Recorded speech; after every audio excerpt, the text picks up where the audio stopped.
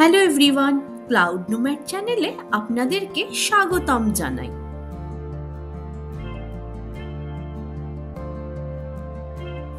Saint Peter ব্যাসিলিকাটিকে দেখে আমরা আমাদের যাত্রার দ্বিতীয় অংশ শুরু করলাম, যা আমাদের নিয়ে যাবে ভ্যাটিকান মিউজিয়ামের উদ্দেশ্যে।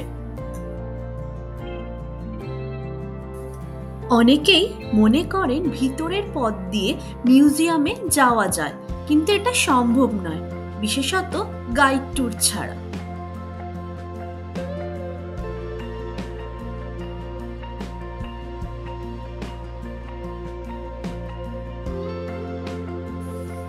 ইতালির রাজধানী রোমের কেন্দ্রে অবস্থিত ভ্যাটিকান সিটি বিশ্বের সবচেয়ে ক্ষুদ্রতম রাষ্ট্র হলেও এই সাংস্কৃতিক ও ধর্মীয় গুরুত্ব অপরিসীম।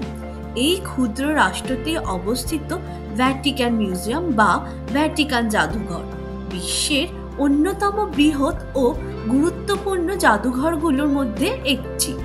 এখানে রোমান ক্যাথলিক চার্চের শত শত বছরের সঞ্চিত শিল্পকর্ম, প্রাচীন নিদর্শন, চিত্রকলা, ভাস্কর্য এবং ধর্মীয় ঐতিহ্য সংরক্ষিত রয়েছে। এই জাদুঘরটি এক বৃহৎ মানব ইতিহাসের ধারক ও বাহক।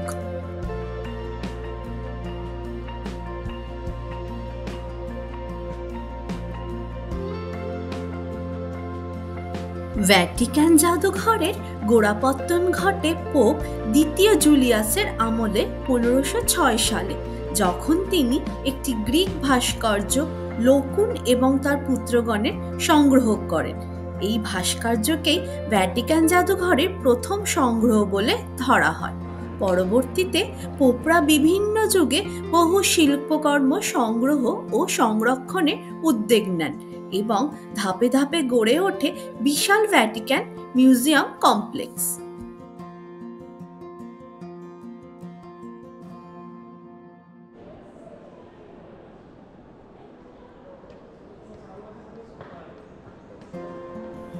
বর্তমানে এই জাদুঘরে 54টি গ্যালারি বা সালা রয়েছে, যেখানে রেনেসাঁ যুগ থেকে শুরু করে প্রাচীন মিশরীয়, গ্রিক, রোমান, খ্রিস্টীয় যুগের শিল্পকর্ম পর্যন্ত স্থান পেয়েছে। প্রতি বছর লক্ষ লক্ষ পর্যটক এই জাদুঘর পরিদর্শনে আসেন, যার মূল আকর্ষণ হচ্ছে সিস্টিন চ্যাপেল এবং রাফায়েল কক্ষসমূহ। ভ্যাটিকান জাদুঘরের এক অনন্য ও প্রাচীন সংগ্রহশালা হল গ্রেগরিয়ান মিশরীয় জাদুঘর। এটি 1339 সালে পোপ ষোড়শ গ্রেগরি প্রতিষ্ঠা করেন, যিনি প্রাচীন সভ্যতা ও প্রত্নতত্ত্ব বিষয়ে গভীর আগ্রহী ছিলেন। তার নাম অনুসারে এই জাদুঘরটির নাম রাখা হয়।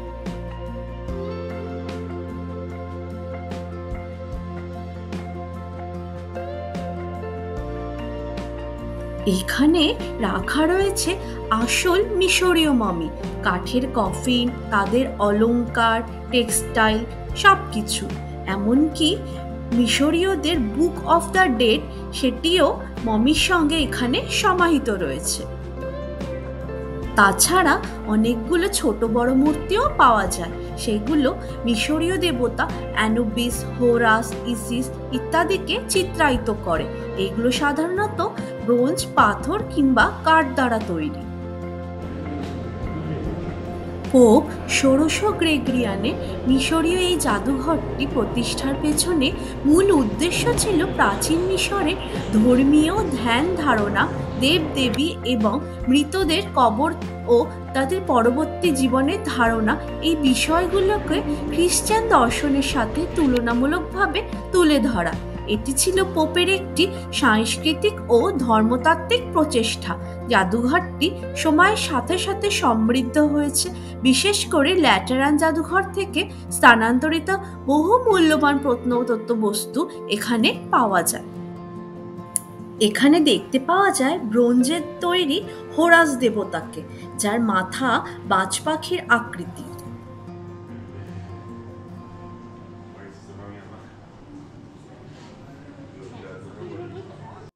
চিয়ারামন্টে মিউজিয়ামটি ভ্যাটিকান মিউজিয়ামের একটি গুরুত্বপূর্ণ অংশ, যা পোপ সপ্তম পিউস দ্বারা প্রতিষ্ঠিত হয়েছিল।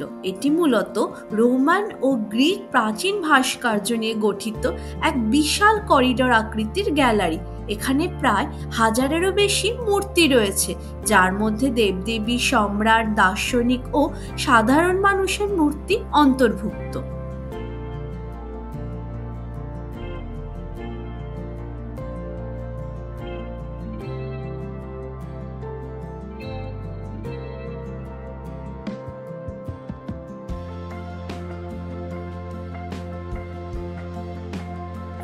এবার আমরা এগিয়ে চলেছি পিও ক্লেমেন্টাইন মিউজিয়ামের উদ্দেশ্যে, যা কিনা ভ্যাটিকান মিউজিয়ামের অন্যতম গুরুত্বপূর্ণ অংশ। পোপ চতুর্দশ ক্লেমেন্ট ও পোপ ষষ্ঠ পায়াসের নামে নামকরণ করা হয়েছে। এই মিউজিয়ামে প্রাচীন গ্রিক ও রোমান ভাস্কর্য সংরক্ষিত হয়েছে, যা পৃথিবীর শ্রেষ্ঠ প্রত্নতাত্ত্বিক সংগ্রহগুলোর একটি। এর মধ্যে উল্লেখযোগ্য গ্যালারি হল gallery of statues and hall of বুডস। এখানে নানা ভঙ্গিমার গ্রিক ও রোমান মূর্তি এবং সম্রাট ও দার্শনিকদের অর্ধমূর্তি রাখা হয়েছে। মেঝেতে প্রাচীন মোজাইক ও মার্বেলের কাজ চোখে পড়ার মতো। অন্যদিকে সালা রোটেন্ডা বা এই গোল কক্ষটি রোমান প্যানাথিয়ানের অনুকরণে নির্মিত। এই গম্বুজাকৃতির হলে বিশাল এক ব্রোঞ্জের পাত্র ও চারপাশে রোমান দেবতা ও সম্রাটদের বিশালাকৃতি মূর্তি রাখা আছে। হলের কেন্দ্রে রয়েছে একটি মোজাইক মেঝে, যা 2য় শতাব্দীর রোমান শিল্পের নিদর্শন। মিউজিয়ামটি নিঃসন্দেহে প্রাচীন গ্রিক রোমান শিল্পের জীবন্ত দলিল, যা ইতিহাস ও শৈল্পিকতা উভয়কেই ধারণ করে।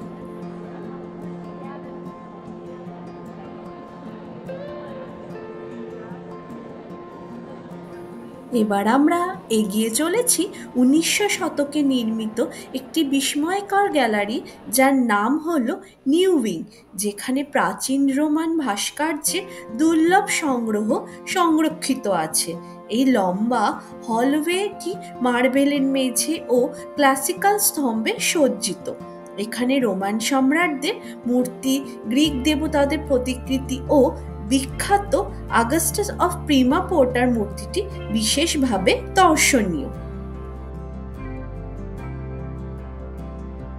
গ্যালারির দেওয়াল জুড়ে সারি সারি অর্ধমূর্তি দেখতে পাওয়া যায়, যাদের মধ্যে রয়েছে সম্রাট, দার্শনিক, রাজনীতিবিদ ও বিশিষ্ট ব্যক্তিত্ব।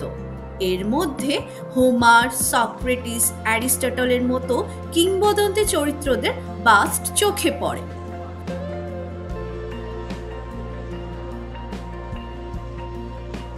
ভাস্কর্যগুলো দেখে মনে হয় এগুলো শুধু শিল্পের নিদর্শন নয়, বরং সেই সময় সংস্কৃতি, পোশাক, চুলের স্টাইল ও সমাজ ব্যবস্থার জীবন্ত প্রতিচ্ছবি।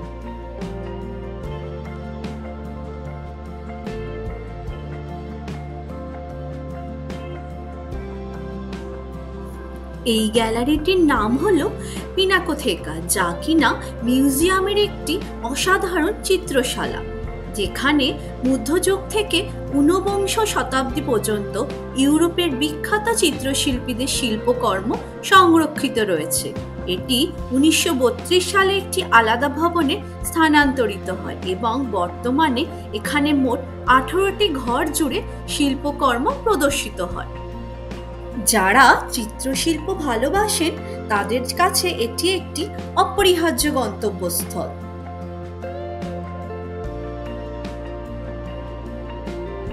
এবার আমরা দেখতে চলেছি মিউজিয়ামের অন্যতম দর্শনীয় এবং অনন্য অংশ হলো গ্যালারি অফ ম্যাপস। এটি একটি অসাধারণ গ্যালারি, যা শিল্প, ভূগোল এবং ইতিহাসকে একত্রে উপস্থাপন করে। এই গ্যালারিটি মূলত পোপ ত্রয়োদশ গ্রেগরির দ্বারা নির্মিত এবং এর সম্পূর্ণ পরিকল্পনা ও মানচিত্র তৈরি করেছেন বিখ্যাত কসমোগ্রাফার ও পেইন্টার ইগনাজিও ডান্টি।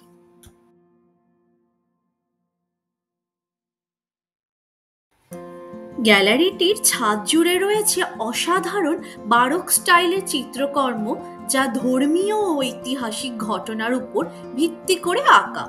এই অলঙ্করণ গ্যালারির নান্দনিকতাকে আরও সমৃদ্ধ করেছে। প্রতিটি ম্যাপের উপরের অংশে রয়েছে ঐতিহাসিক তথ্য, প্রতীক এবং কারুকার্য। প্রায় ২০ মিটার দীর্ঘ এবং দেওয়াল জুড়ে মোট ৪০টি বিশাল মুরেল ম্যাপ আঁকা হয়েছে, যা ১৬শ শতাব্দীর ইতালির ৪০টি অঞ্চল ও দ্বীপপুঞ্জ উপস্থাপন করে। এই মানচিত্রগুলো শুধুমাত্র ভৌগোলিক স্থান চিহ্নিত করে না, বরং প্রতিটি অঞ্চলের ঐতিহাসিক, সাংস্কৃতিক এবং প্রাকৃতিক বৈশিষ্ট্য প্রকাশ করে। গ্যালারির একদিকে রয়েছে অ্যাড্রিয়াটিক সাগরের উপকূলবর্তী অঞ্চলগুলোর মানচিত্র, আর অন্যদিকে রয়েছে তিরোনীয় সাগরের পাশে অবস্থিত অঞ্চলগুলোর মানচিত্র। এই গ্যালারিটি হলো একটি গুরুত্বপূর্ণ শিক্ষামূলক সম্পদ।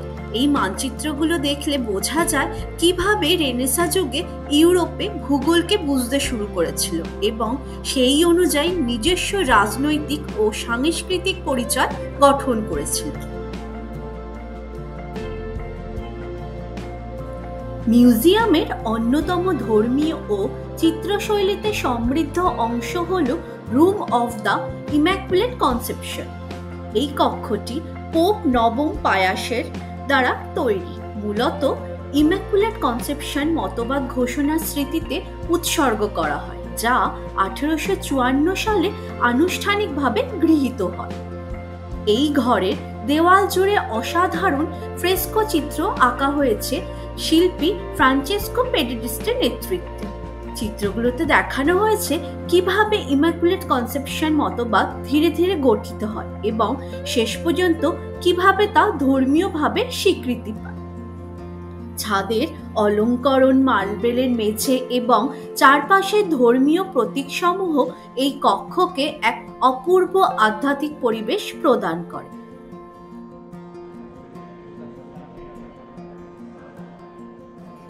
এখানকার প্রতিটি কক্ষই ধর্ম, ইতিহাস ও রেনেসাঁ যুগের রাজনৈতিক চিন্তার প্রতিফলন।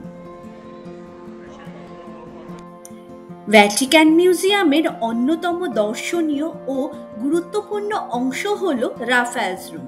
৪টি অসাধারণ কক্ষ, যা রেনেসাঁ যুগের মহান শিল্পী রাফায়েল ও তার শিষ্যদের চিত্রাঙ্কনে সজ্জিত। এই কক্ষগুলো মূলত পোপ দ্বিতীয় জুলিয়াসের আদেশে ১৫০৮ সালে রঙিন চিত্রে অলঙ্কৃত হয় এবং পরবর্তী পোপদের আমলেও কাজ চলতে থাকে।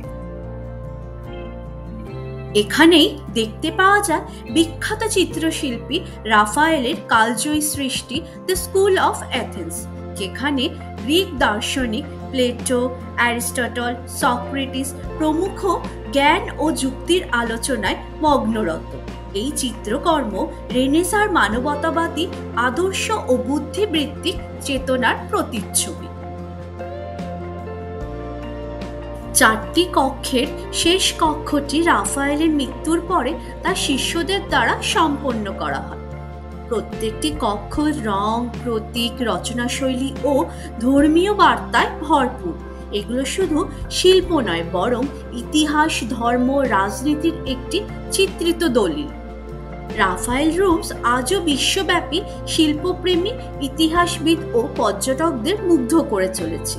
এটি ভ্যাটিকান সফরের একটি অপরিহার্য অংশ এবং রেনেসাঁ যুগের চূড়ান্ত সৃজনশীলতার উদাহরণ। এবার আমরা চলেছি সিস্টিন চ্যাপেলের উদ্দেশ্যে। এটি একটি অবিস্মরণীয় শিল্পকৃতি ও রেনেসাঁ যুগের প্রতীক। ১৫শ শতকে পোপ চতুর্থ সিক্সটাসের নির্দেশে নির্মিত হয় এই চ্যাপেলটি। তার নামানুসারে সিস্টিন নামে পরিচিত। চ্যাপেলটি হলো মূলত পোপের ব্যক্তিগত উপাসনার স্থান। এখানেই পোপ নির্বাচনে ভোট অনুষ্ঠিত হয়।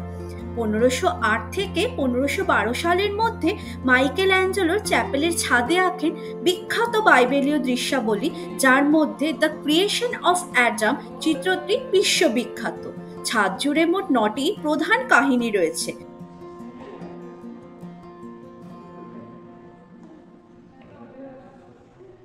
বিশ্বের প্রাচীনতম ও বৃহৎ গ্রন্থাগারগুলোর একটি হলো এই ভ্যাটিকান লাইব্রেরি। এখানে প্রায় 1.1 মিলিয়নেরও বেশি বই, 75,000-এরও প্রাচীন পাণ্ডুলিপি ও কোডেক্স সংরক্ষিত রয়েছে। গ্রন্থাগারের সংগ্রহশালায় গ্যালিলিও, নিউটন, মাইকেল অ্যাঞ্জেলো প্রমুখ ব্যক্তিত্বদের স্বহস্তে লেখা চিঠি ও দলিল পাওয়া যায়।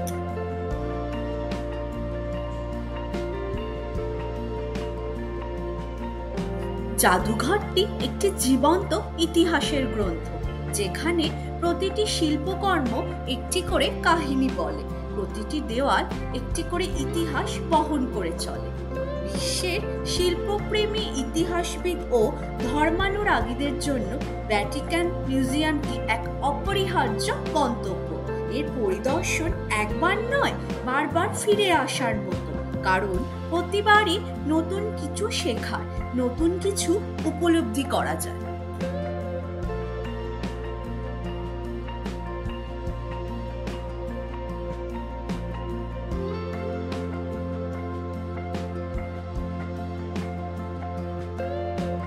মিউজিয়ামটির এক কোণায় দেখতে পেয়েছিলাম কৃষ্ণ ও অর্জুনের একটি মডেল, যা মহাভারতের কাহিনী থেকে অনুপ্রাণিত।